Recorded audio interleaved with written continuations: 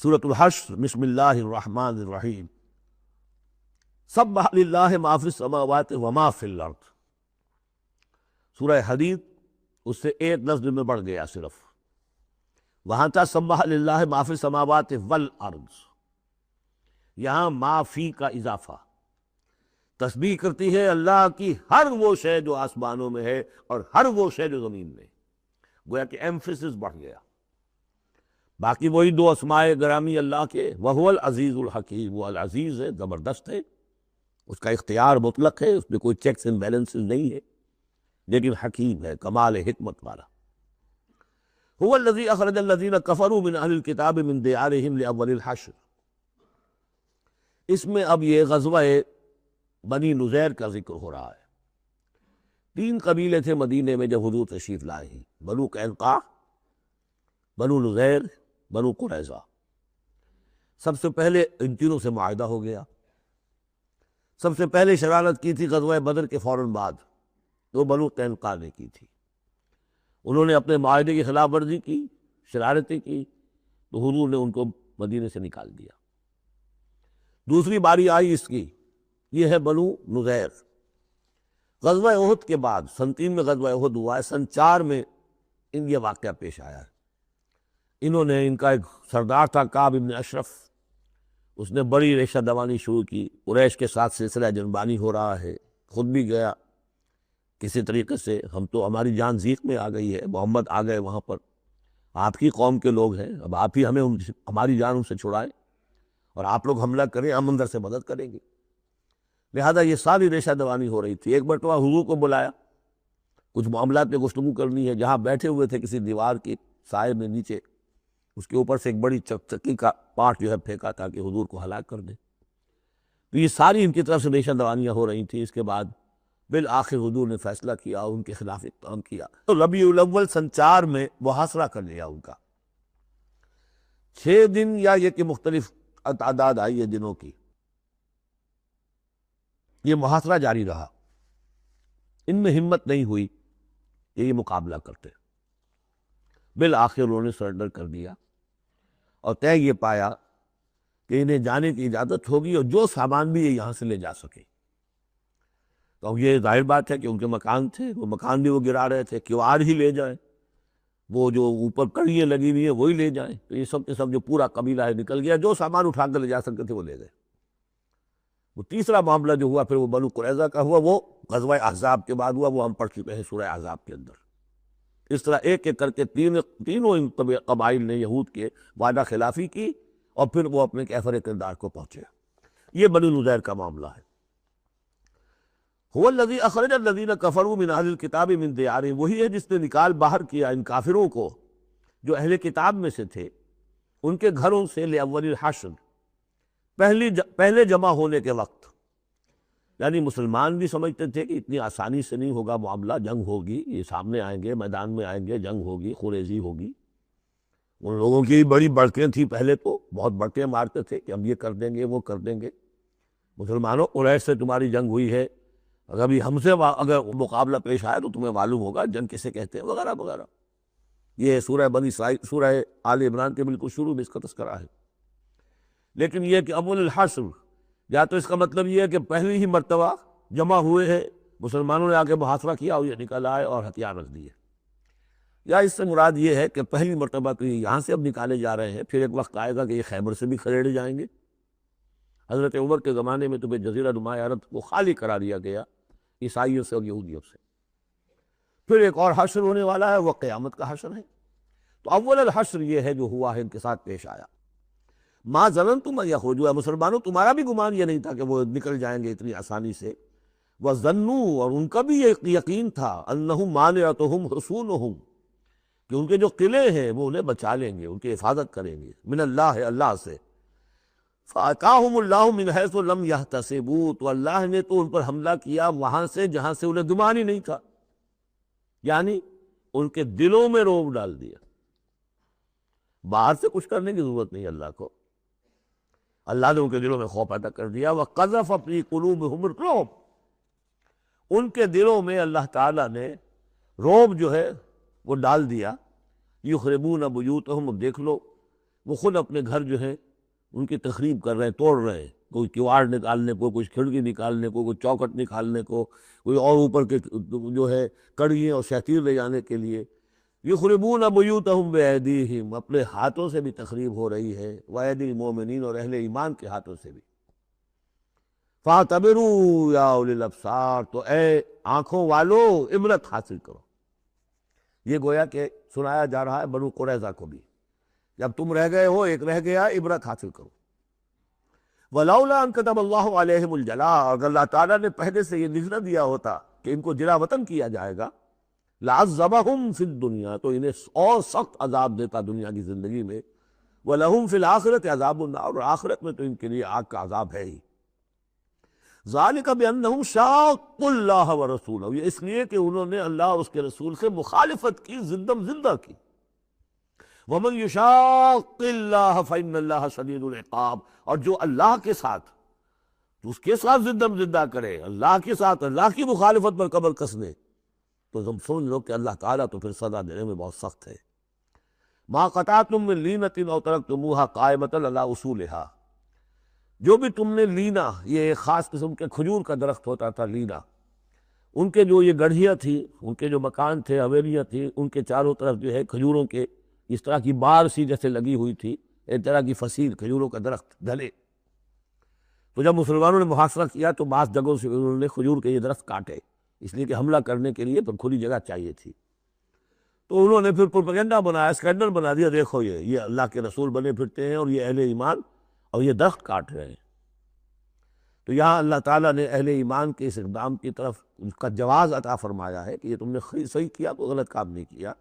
مَا قَطَعْتُم مِّن لِینَةٍ أَوْ تَرَكْتُمُوهَا، تم نے جو بھی وہ کھجور کے درخت کاٹے یا جو بھی تم نے چھوڑ دیے انہیں، قائمۃ علی اصولھا، جو اپنی جڑوں پر کھڑے ہوئے ہیں اب بھی، فبإذن اللہ، یہ سب اللہ کے اذن سے ہوا ہے۔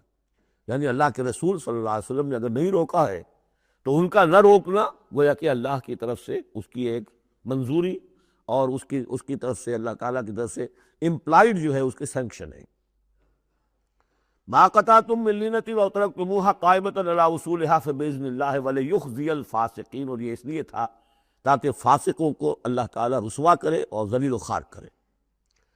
اب اس سورہ مبارکہ کا یہ ایک اہم ترین مضمون آ رہا ہے، اور وہ ہے فے کا مال۔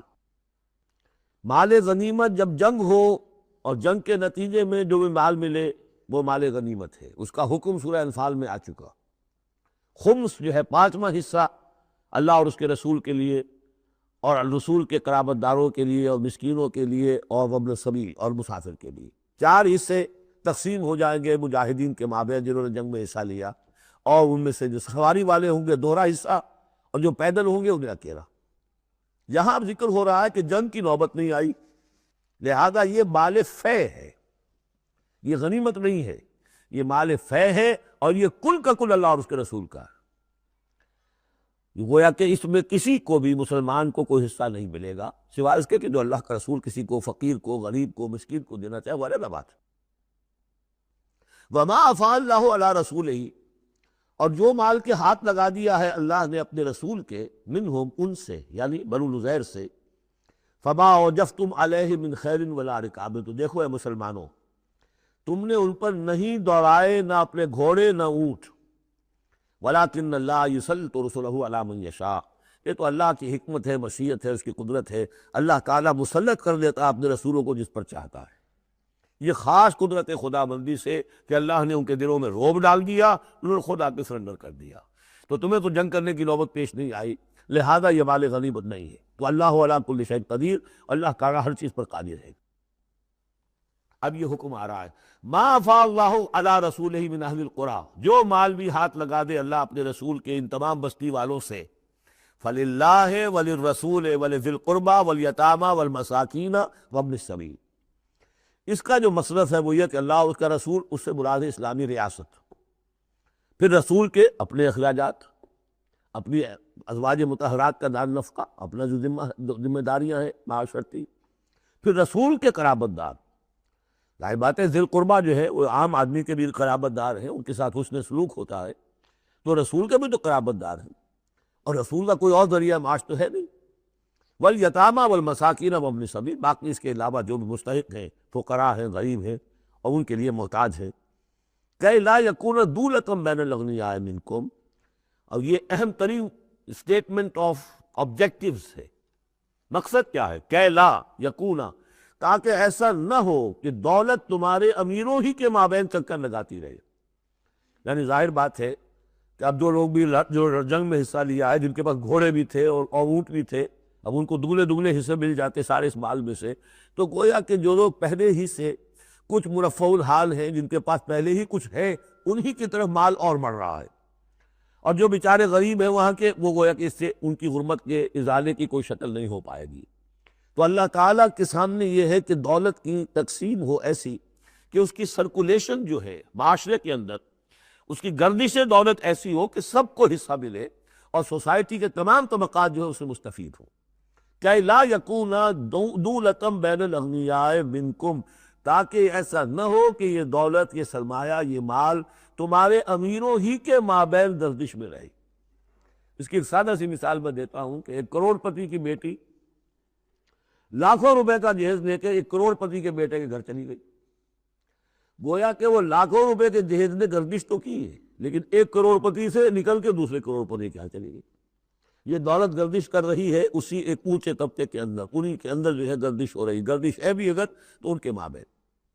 ہونا یہ چاہیے کہ یہ سوسائٹی کے تمام طبقات کے اندر اس کا نفوذ ہو رہا ہو، سب کو اس سے فیض پہنچ رہا ہو، تاکہ یہ جو اس قدر جو ہے اونچ نیچ ہے، اتنی عدم مساوات ہے، وہ ختم ہو۔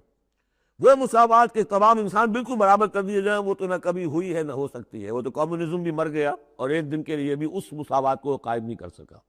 یہ ضرور ہے کہ انہوں نے جو اتنا فرق و تفاوت تھا، وہ نہیں ہے کہ جو امریکہ میں آج بھی ہے اور اس وقت بھی تھا، وہ فرق و تفاوت وہاں نہیں تھا، لیکن یہ کہ بالکل برابر سپاہی اور سپہ سالار برابر تو نہیں ہو سکتے، کچھ نہ کچھ فرق تو ہوگا۔ لیکن یہ کہ ایسا نہ ہو کہ معاشرے کے ایک طبقے میں ایک طرف تو احتیاج ہی احتیاج بڑھتی چلی جائے، بھوک اور احتیاج ہو، جس کے لیے کہ یہاں تک فرمایا حضور نے کاد الفقر ان یکون کفرا، فقر جو ہے، احتیاج، وہ انسان کو کفر تک پہنچا دیتی ہے۔ اور حضرت شاہ ولی اللہ دہلوی رحمۃ اللہ علیہ نے، وہ میں سمجھتا ہوں کہ اس دور جدید میں جو بھی معاشی مسائل کی پیچیدگیاں پیدا ہونے والی تھی، اس کا بڑا گہرا فہم جو تھا سب سے پہلے جس عالم دین کو ہوا ہے وہ شاہ ولی اللہ دہلوی ہے۔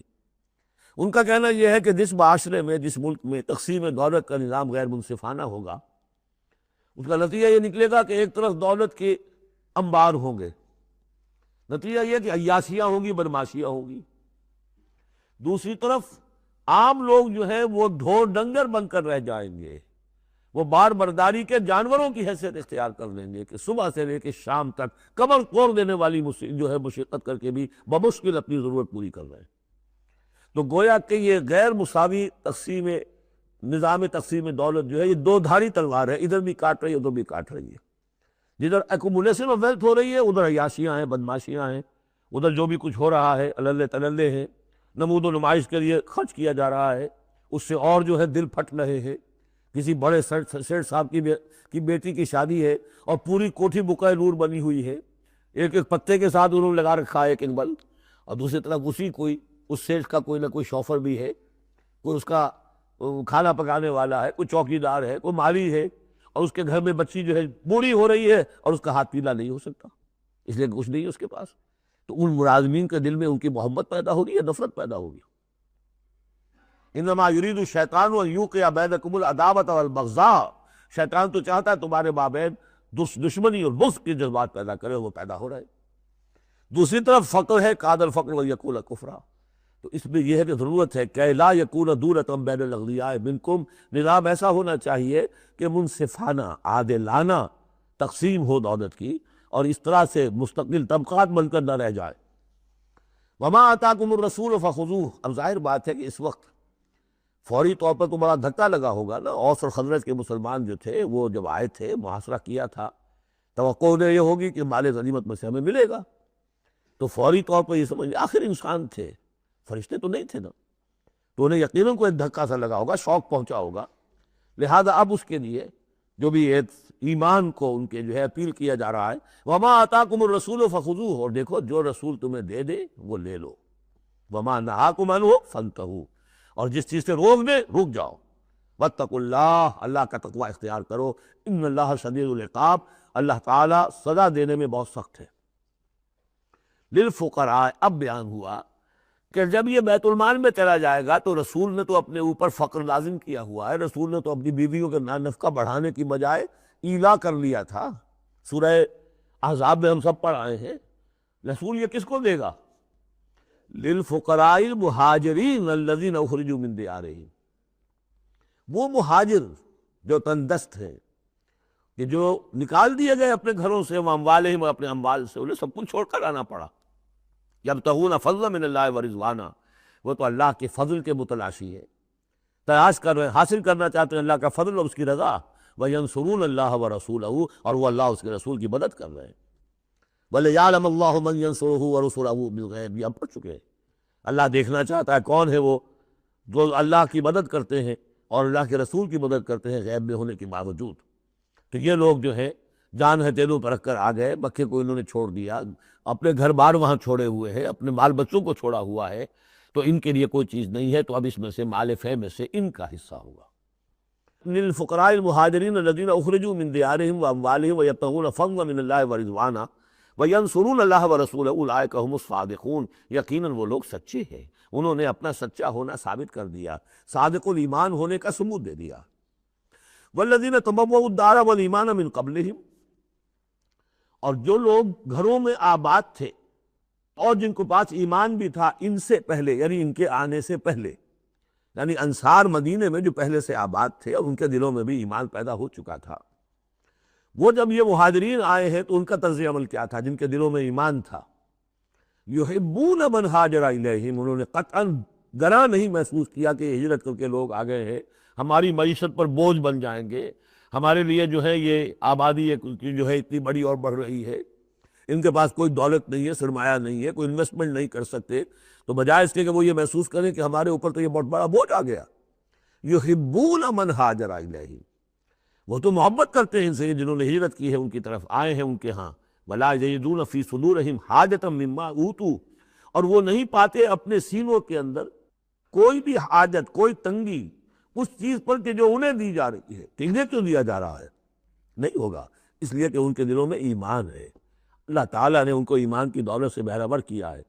یہ جیسا کہ میں نے عرض کیا کہ انصار میں سے جن حضرات کو توقع تھی کہ اب یہ سارا مال و اسباب جو چھوڑ کر گئے ہیں بنو الزیر، اس میں سے ہمیں بھی حصہ ملے گا، اور جب یہ طے ہو گیا کہ سارا مال فے ہے، یہ مال غنیمت ہے ہی نہیں، تو آخر فوری طور پر تو دھکا سا لگا ہوگا۔ یہ ساری آیات در حقیقت ان کی تشفی کے لیے، تسکین کے لیے، ان کے جذبہ ایمان کو اپیل کرتے ہوئے اللہ اور اس کے رسول کے حوالے سے وہ بات کی جا رہی ہے، اور جو بھی ان کے اندر ایمان تھا در حقیقت اس کا اعتراف کرتے ہوئے کہ والذین تبوؤا الدار والایمان من قبلہم یحبون من ہاجر الیہم، وہ تو محبت کرتے ہیں ان لوگوں سے جو ہجرت کر کے ان کے ہاں آ گئے ہیں، ولا یجدون فی صدورہم حاجۃ مما اوتوا، اور انہیں ہرگز کوئی تنگی محسوس نہیں ہوتی اس معاملے پر کہ جو انہیں دیا جا رہا ہے مہاجرین کو، وَيُؤْثِرُونَ عَلَىٰ أَنفُسِهِمْ وَلَوْ كَانَ بِهِمْ خَصَاصَةٌ، اور وہ تو اپنے اوپر ترجیح دیتے ہیں دوسروں کو، خواہ ان کے اپنے اوپر تنگی ہو۔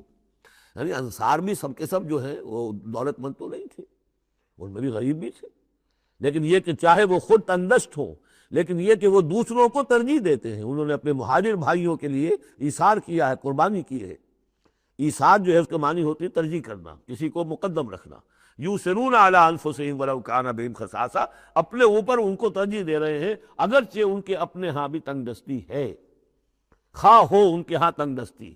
ومن یوق شح نفسہ فاولئک هم المفلحون، اور یقیناً جو کوئی بھی بچا لیا گیا اپنے جی کے لالچ سے وہ وہی ہے پھر جو فلاح پانے والے۔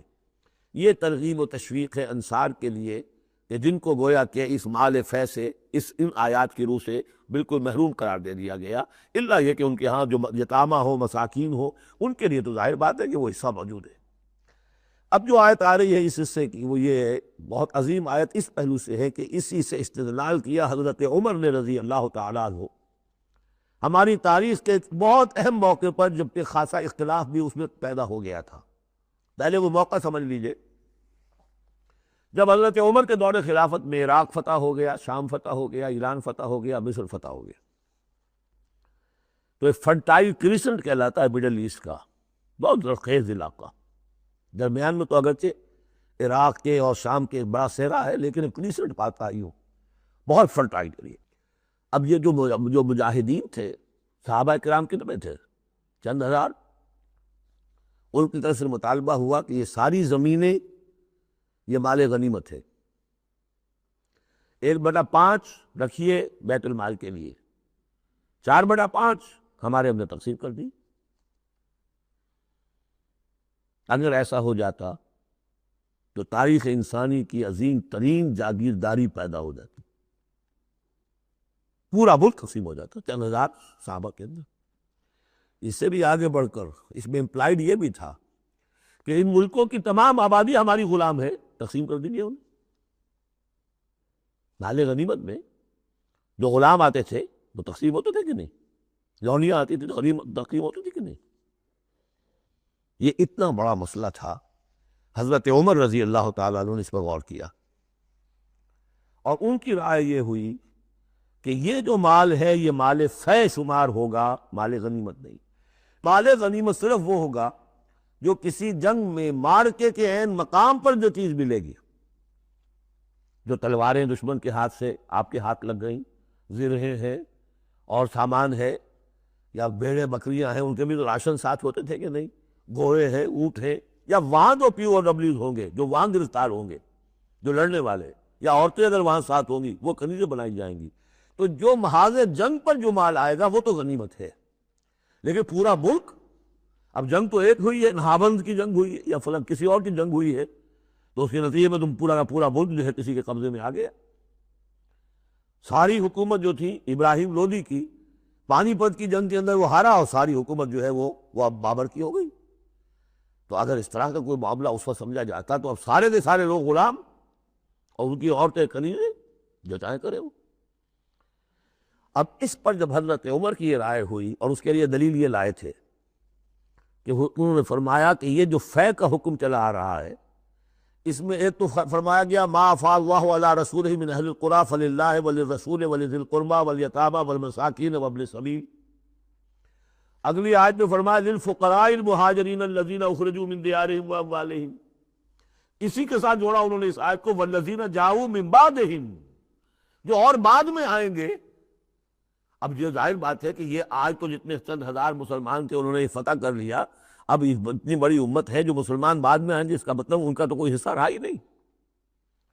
یہ بیت المال کے حصہ کی ملکیت قرار پائیں گی ساری زمینیں، تاکہ یہ امت مسلمہ کی ایک کلیکٹیو ملکیت ہو، collective ownership of the whole Muslim امہ، تاکہ اس سے جو بیت المال کے اندر خراج آئے گا، اس خراج سے تمام مسلمانوں کی بہبود، اور یہ کہ اللہ کے دین کی آگے نشر و اشاعت، اس کا ایک مکمل نظام، اور جو ہماری حدیں ہیں وہ سرحدوں کے اوپر جو ہے فوجی پہرا، اس کے لیے باقاعدہ فوج رکھنا، اس کے لیے مسلسل جو ہے آمدنی چاہیے، اس سب کے لیے حضرت عمر نے کہا کہ یہ مال فے قرار پائے گا ان لوگوں کی اس آیت کی وجہ سے، کہ اس میں حق صرف انہی کا نہیں ہے کہ جو اس وقت ہیں والذین جاؤوا من بعدہم، وہ جو لوگ ان کے بعد آئیں گے ان کے بھی اس کے اندر حق ہے۔ اس آیت سے انہوں نے استدلال کیا رضی اللہ تعالیٰ عنہ۔ اور یہ بھی میں آپ کو بتا دوں کہ صحابہ میں سے بڑے اہم صحابہ نے حضرت عمر سے اختلاف کیا، ان کا نہیں یہ مال غنیمت ہے، تقسیم کیے۔ پھر یہ کہ ایک باقاعدہ جو ہے ایک کمیشن بنایا گیا، اس میں کچھ اوس کے، کچھ انصار اور کچھ جو ہے خزرج کے، ان کو ایک کمیشن بنایا گیا، انہوں نے غور کیا، سب کی بات سنی، اور پھر حضرت عمر رضی اللہ تعالیٰ عنہ کی رائے کے مطابق انہوں نے فیصلہ دیا، اور اسی پر پھر اجماع ہو گیا۔ اور اس سے اب مسلمان ممالک کے اندر جو اراضی ہیں ان کی دو مستقل قسمیں بن گئی ہیں، ایک اراضی عشری، ایک اراضی خراجی۔ عشری اراضی ان مسلمانوں کی قرار پائی اور اس علاقے کے مسلمانوں کی قرار پائی جو بغیر لڑے بھڑے ایمان لے آئے، جیسے مدینے کے لوگ۔ حضور نے مدینے کو فتح تو نہیں کیا بلکہ وہ تو خود لے کر آئے حضور کو، تو وہاں کی زمینیں انہی کے قبضے میں رہی۔ عشری زمین قبضے میں ہوتی ہے، ملکیت ہوتی ہے مسلمان کی، اس میں سے عشر ہوگا پیداوار کا 10واں حصہ یا 20واں حصہ۔ یہ زمینیں کہ جہاں کسی قوم نے، کسی فوج نے ڈٹ بھڑ کر پھر شکست کھائی ہو، یا پھر کسی اور طریقے سے فتح کیا گیا ہو ملک، اگر مسلمانوں نے فتح کیا ہو تو وہاں کی ساری زمینیں خراجی ہے، وہ کسی کی انفرادی ملکیت نہیں ہے بلکہ اجتماعی ملکیت ہے۔ کلیکٹو اونرشپ آف لینڈ پہلی مرتبہ تاریخ انسانی میں حضرت عمر رضی اللہ تعالیٰ عنہ کے اس اجتہاد کے نتیجے میں وجود میں آیا. کلیکٹو اونرشپ آف لینڈ، یہ کسی کی انفرادی ملکیت نہیں ہے.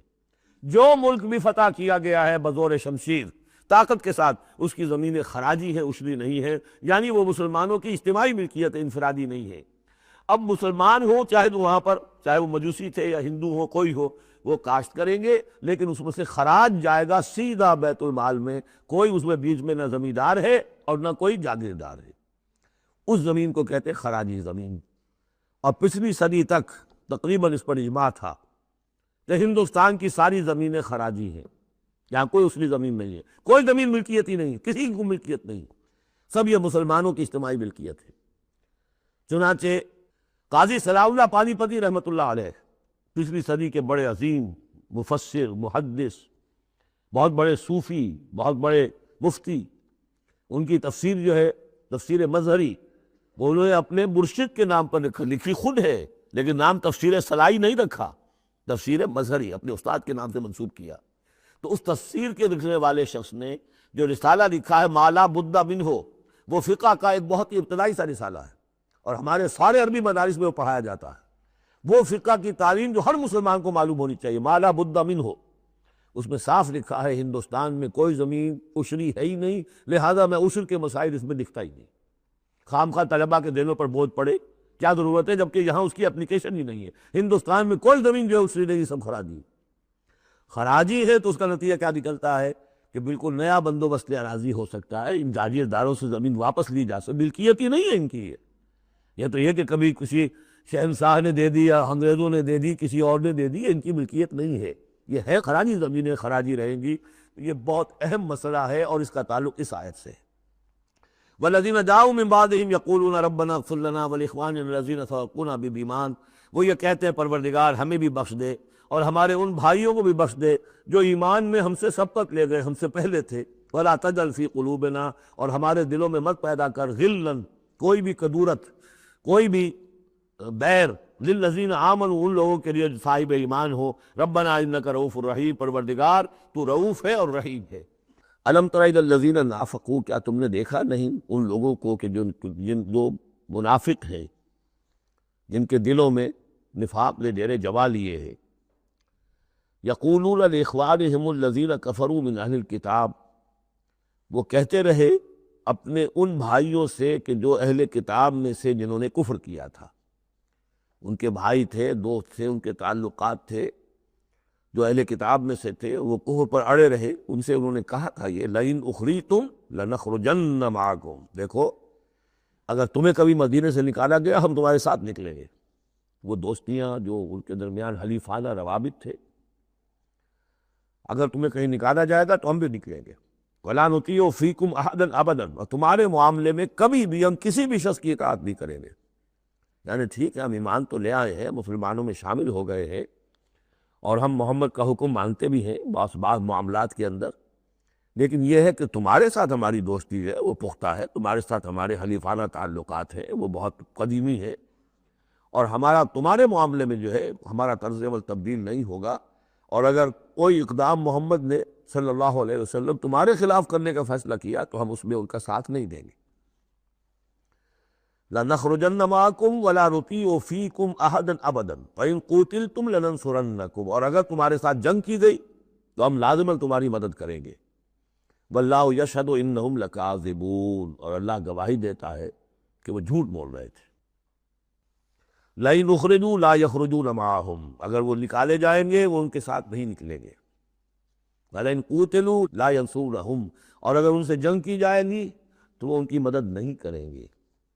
وَلَئِنْ نَصَرُوهُمْ لَيُوَلُّنَّ الْأَدْبَارَ، اور اگر کہیں ان کی مدد کر بیٹھیں گے تو فوراً بھاگیں گے، پیچھے دکھا دیں گے. ثُمَّ لَا يُنصَرُونَ، اور پھر ان کی کہیں سے مدد نہیں ہو سکے گی. یعنی اگر ان میں جمع مردی ہوتی تو یہ سچے مسلمان ہی کیوں نہ بن گئے ہوتے. ایمان لائے تھے، اگر ہمت ہوتی ان میں، کوئی قوت ارادی ان کی صحیح ہوتی، کوئی غیرت اور حمیت ہوتی، کوئی اپنی ہی ذات کی عزت کا کوئی خیال ہوتا، تو یہ ہر سے بادہ بات پھر ایمان لانے کے بعد ان کا طرز عمل جو ہے کیوں نہ وہی ہو جاتا کہ جو اہل ایمان کا تھا. بودے ہیں، بودے ہونے کی وجہ سے تو نفاق پیدا ہوا ان میں. اب اگر یہ کہتے ہیں کہ ہم تمہاری مدد کریں گے اور لازماً لڑ جائیں گے، ہر ایک سے لڑ جائیں گے، تو یہ سب جھوٹ ہے۔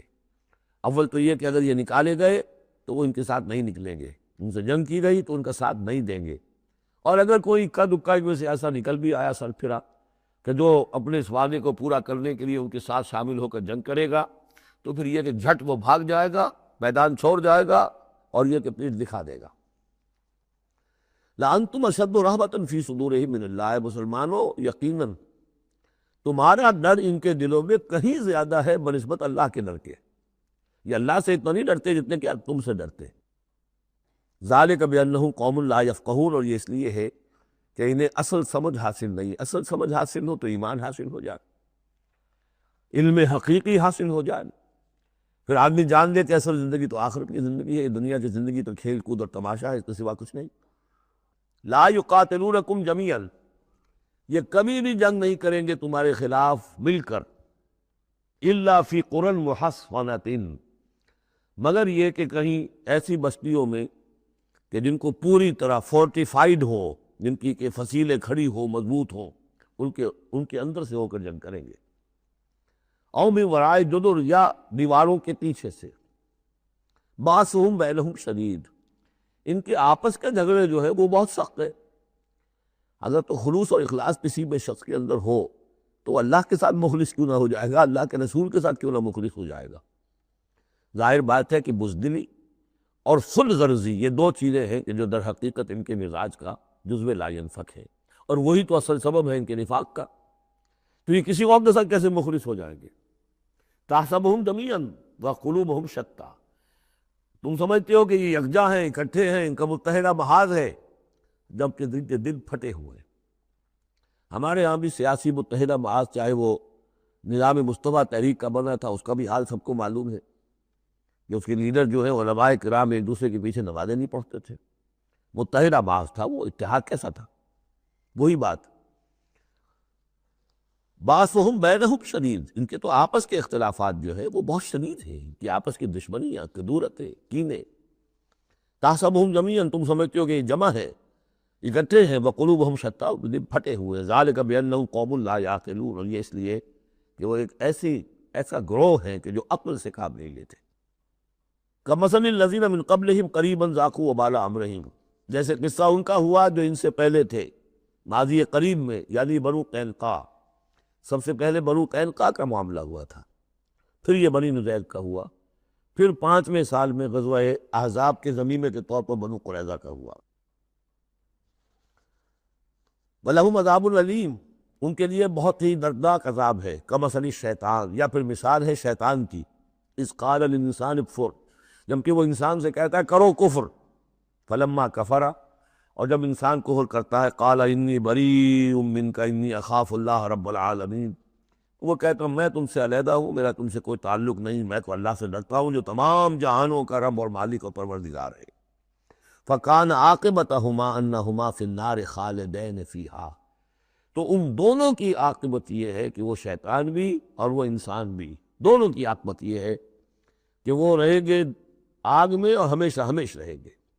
وَذَلِكَ جَزَاءُ الظَّالِمِينَ، اور یہی ہے ظالموں کا بدلہ، جیسا کہ سورہ قاف میں ہم پڑھ چکے ہیں کہ وہ قرین جو ہوگا، اس گناہ گار کافر اور مشرک کا جو قرین ہوگا، وہ جب لے کر آئے گا، حاضر کرے گا، قَالَ قَرِينُهُ هَذَا مَا لَدَيَّ عَتِيدٌ، اور اللہ تعالیٰ کی طرف سے حکم آئے گا فرشتوں کو، القیا فی جہنم کل کفار عنید، تو وہ کیا کہے گا، ربنا ما اطغیتہ ولکن کان فی ضلال بعید، اور اللہ تعالیٰ فرمائیں گے لا تختصموا لدی وقد قدمت الیکم بالوعید ما یبدل القول لدی وما انا بظلام للعبید۔ تیسرا رکوع اور آخری رکوع جو ہے سورہ حشر کا، یہ پھر قرآن مجید کا ایک بہت اہم مقام ہے۔ میں آج سوچ رہا تھا کہ میں بار بار جو کہتا ہوں آپ سے، یہ قرآن کا بہت اہم مقام ہے، یہ قرآن کا بہت اہم مقام ہے، اس کی بھی ایک حقیقت سمجھ لیجئے۔ قرآن حکیم میں تو کوئی ایک حرف اور ایک لفظ بھی غیر اہم نہیں ہے، البتہ مختلف اعتبارات سے مختلف مقامات کی ایک ریلیٹیولی زیادہ اہمیت ہے۔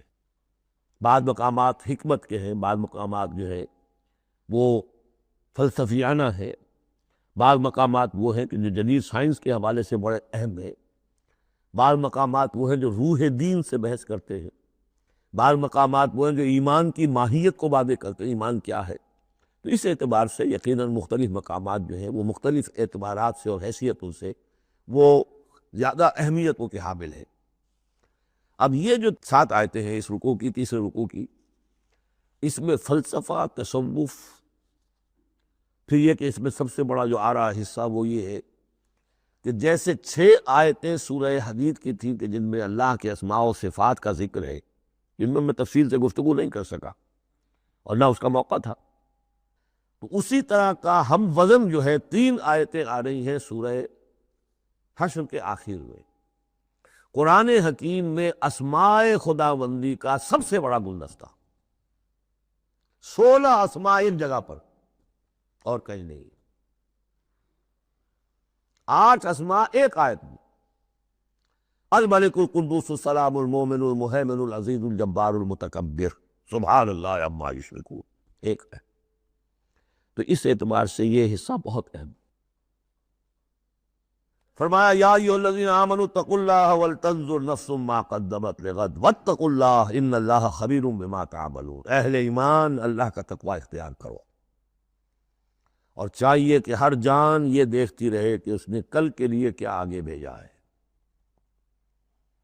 اللہ کا تقوی اور آخرت کا احساس، کل کے لیے کیا بھیجا، ما قدمت لغد، یہ بڑی کل ہے۔ ایک کل تو وہ ہے کہ جو کل سورج طلوع ہوگا تو شروع ہو جائے گی، ایک بڑی کل وہ ہے آنے والی ہے جو بعث بعد الموت کے بعد آنے والی ہے، وہ بڑی کل ہے۔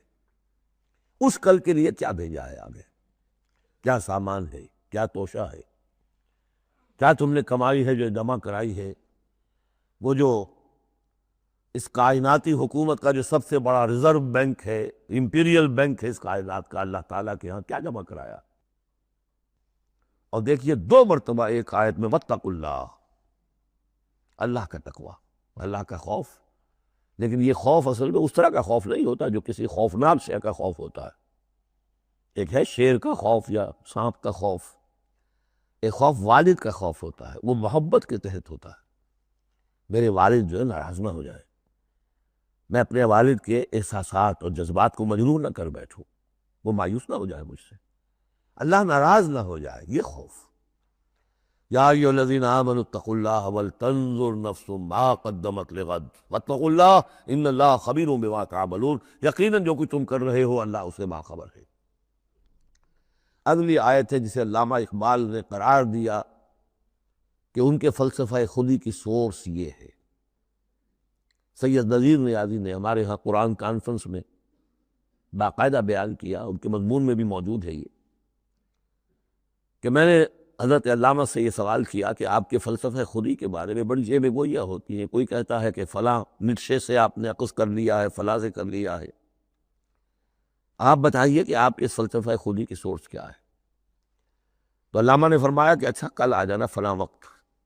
تو کہتے ہیں کہ میں اتنا خوش رہا کہ شاعر مشرق اور حکیم الامت مجھے یہ اعزاز بخش رہے ہیں کہ میں جاؤں گا اور وہ مجھے ڈکٹیٹ کرائیں گے کہ میرے فلسفہ خودی کی سورس کیا ہے۔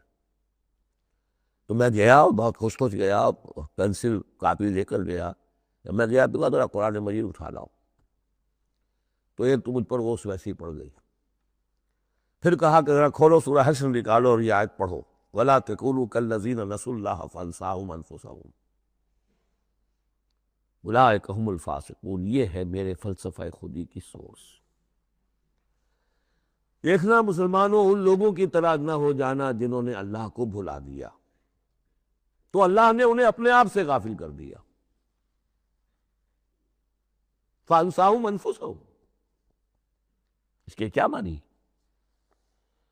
کیا کوئی خدا سے غافل جو اپنے آپ کو بھول جاتا ہے؟ اپنے پیٹ کا خیال نہیں رہتا اس کو؟ اپنے جسم میں کوئی پھوڑا نکل آئے تو علاج نہیں کراتا؟ کس چیز سے غافل ہے؟ وہ اپنے جسم سے غافل نہیں، وہ اپنے حیوانی وجود سے غافل نہیں، اس کے تقاضوں سے غافل نہیں، اس کی اپ کیپ، اس کی مینٹیننس، اس کی ویئر اینڈ ٹیئر کو درست کرتے رہنا، کسی چیز سے غافل۔ معلوم ہوا کہ اس حیوانی وجود کے علاوہ کوئی حیثیت ہے انسان کی، اصل حقیقت جس کو انسان بھول جاتا۔ اور یہ ہم پڑھ چکے ہیں، سورہ مجادلہ کے اندر بھی الفاظ آئے تھے کہ شیطان نے انہیں اللہ کو بھلا دیا۔ فانساہم ذکر اللہ استحمد علیہم الشیطان فانساہم ذکر اللہ، شیطان نے ان پر قابو پا لیا ہے اور انہیں بھلا دیا ہے، اللہ کے ذکر سے غافل کر دیا ہے۔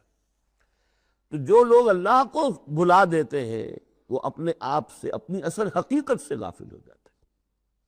وہ اپنے آپ کو کیا سمجھتے ہیں؟ حیوان۔ اور آج کا ہماری جو تہذیب کا جو مرکزی نقطہ ہے آج کا گلوبل سویلائزیشن کا، کہ انسان نرا حیوان ہے، اور اس میں سب سے بڑا پارٹ پلے کیا ہے ڈاروین کے نظریہ ارتقاء نے۔ حیوان جیسے اور حیوان ہے ویسا حیوان انسان ہے، اتنا ہی فرق ہے نا جتنا گھوڑا اور گدھا۔ گدھا ذرا کوس قسم کا ہے، ذرا گٹیا رف قسم کا جانور ہے، اور ذرا گھوڑا فائن ہے، ریفائنڈ ہے، تمکنت والا۔ باقی بنیادی فرق کیا ہے گدھے میں اور گھوڑے میں؟ اسی طرح گوریلا اور شمپینزی اور انسان، کیا فرق؟ اتنا ہی فرق ہے جتنا گدھے اور گھوڑے میں ہے، اتنا ہی گوریلا اور شمپینزی اور انسان میں ہے، کوئی فرق۔ وہی موٹیوز جو ان کے ہیں وہی موٹیوز ان کے ہیں، سارے وہی موٹیوز ہیں۔ سائیکالوجی ہے تو اسی پر چل رہی ہے، جو محرکات عمل ہے انسان کے وہ وہی ہے جو حیوان کے، کوئی اور ہے نہیں۔ یہ ہے اصل میں اس دور کا المیہ، اللہ کو بھول جانا اور اپنی اصل حقیقت یعنی روح۔ اللہ کو بھلاؤ گے تو تمہارے اندر جو ڈیوائن ایلیمنٹ اس نے پھونکا تھا اس سے غافل ہو جاؤ۔ اب کیا رہ گئے تم؟ میرے حیوان۔ میں نے آپ کو اس سے پہلے بھی وہ اپنشد کا جملہ سنایا ہے، Man in his ignorance identifies himself with the material sheaths which encompass his real self. Real self تو میری انا ہے، میری خودی ہے، اور یہ انا خودی فلسفیانہ الفاظ ہے کس شے کے لیے؟ وہ جو روح ہے میرے اندر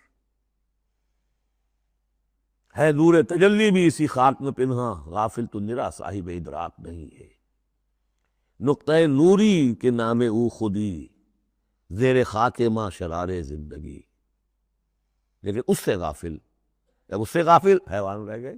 جب حیوان رہ گئے اولئک ھم الفاسقون، تو حیوان کے لیے تو کوئی مورل لا ہے نہیں۔ اور ارلی فرینچ لٹریچر جو ہے پچھلی سینچری کا، وہ سارا اسی پر بیسڈ ہے۔ وہ ساری دلیل یہاں سے لاتے ہیں کہ انسانوں نے اپنے اوپر قیدیں لگانی ہے۔ بیوی بیٹی ماں میں فرق کرنا، حیوانات میں کوئی فرق کرتا ہے؟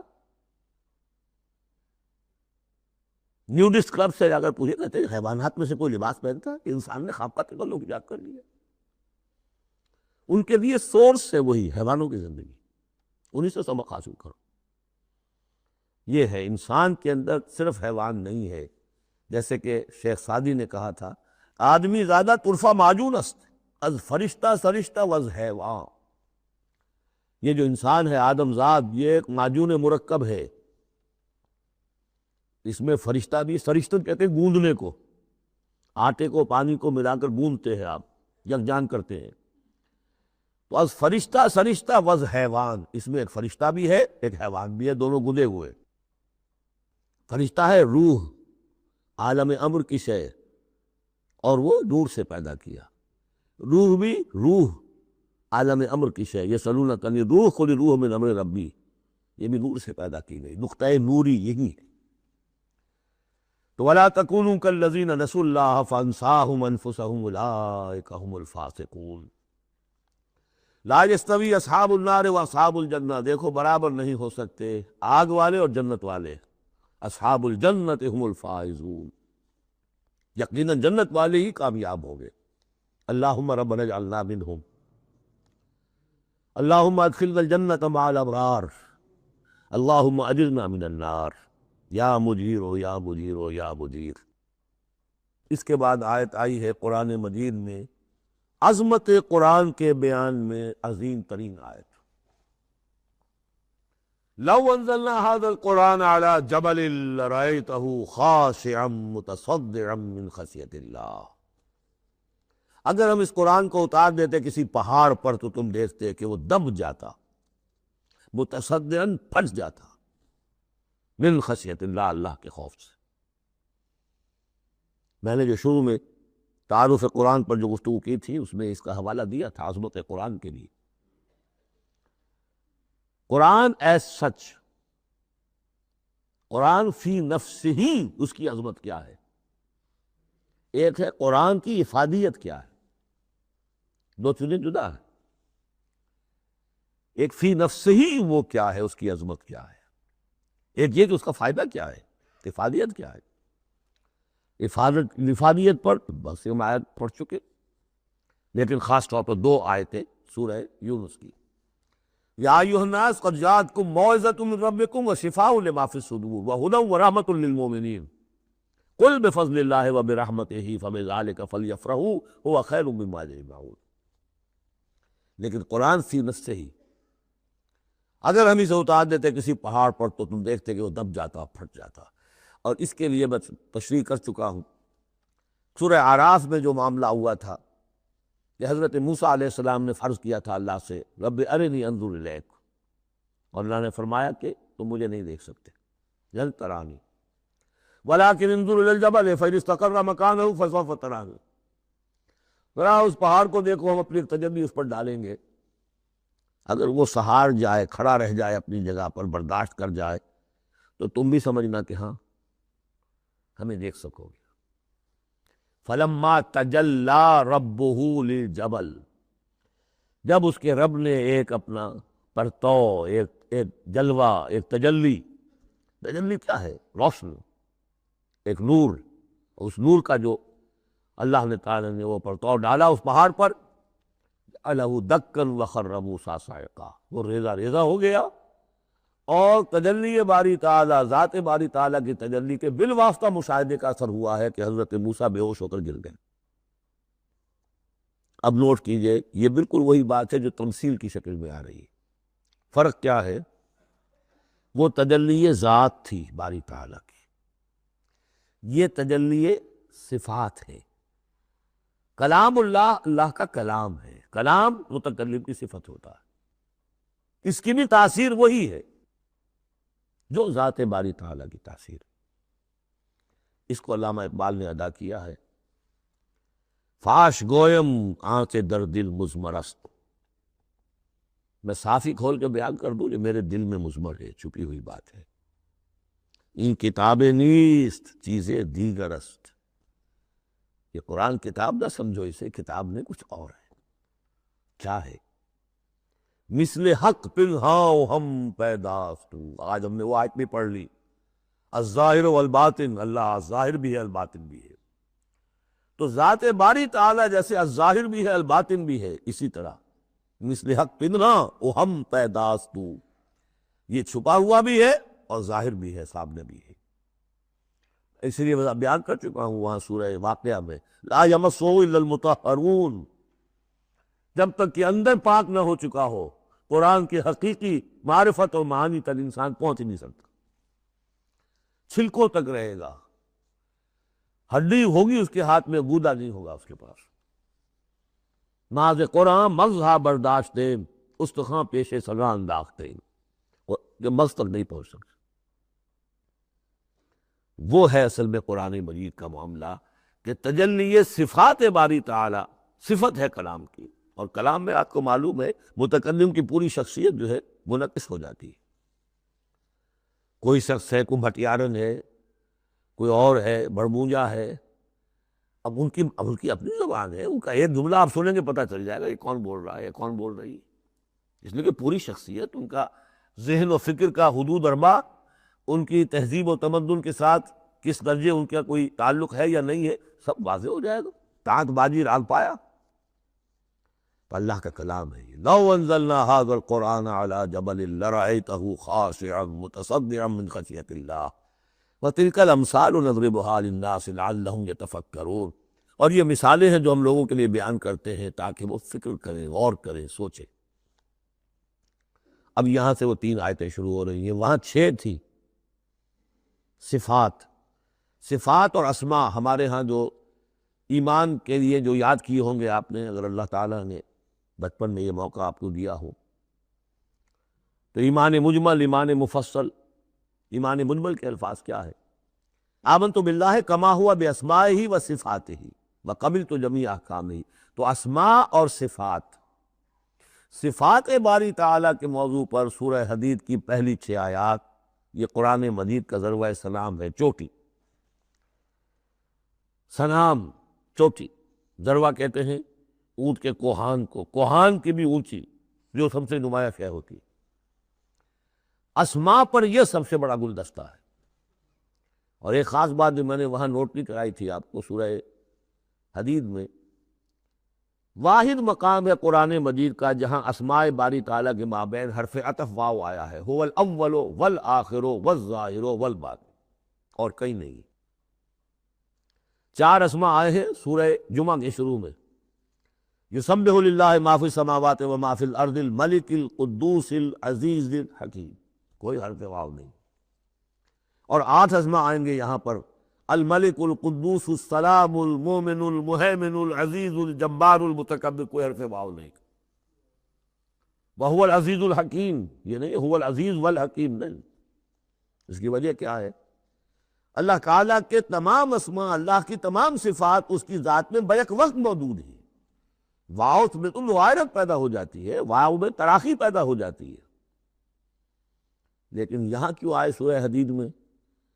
اس لیے کہ اول و آخر بیک وقت نہیں ہو سکتے، وہ حال عقلی ہے۔ ظاہر و باطن ایک وقت نہیں ہو سکتے ہیں، میرا ظاہر میرا باطن یہ تو ایک ہی وقت میں موجود ہے، قرآن کا ظاہر اور قرآن کا باطن ایک وقت میں موجود ہے، اول و آخر ایک نہیں ہو سکتے، اس لیے وہاں واو لایا گیا، هو الاول والآخر والظاہر والباطن۔ بہرحال اب یہاں پر نوٹ کیجیے، هو اللہ الذی لا الہ الا هو، وہی ہے اللہ جس کے سوا کوئی الہ نہیں، عالم الغیب والشہادہ، جاننے والا ہے کھلے کا اور چھپے کا، وہ بھی جو تمہارے سامنے ہے اور وہ بھی کہ جو تمہاری نگاہوں سے پوشیدہ ہے۔ اس لیے کہ غیب اور شہادہ جو ہے یہ ہمارے اعتبار سے، اللہ کے اعتبار سے نہیں، وہی ہے اللہ کے جس کے سوا کوئی الہ نہیں۔ هو اللہ الذی لا الہ الا ہو عالم الغیب والشہادہ، یہ بھی ایک نام کی حیثیت سے شمار ہوتا ہے، جو اسماء 99 گنے جاتے ہیں، عالم الغیب والشہادہ یہ ایک نام ہے اللہ کا۔ اور میں عرض کر رہا تھا کہ اللہ کے لیے سب شہادہ ہی شہادہ، غیب ہے ہی نہیں، اس نکتے کو یہاں سمجھ لیجئے، اس لیے کہ یہ سورہ جن میں آئے گا پھر دوبارہ، اور بہت اہم طریقے پر آئے گا۔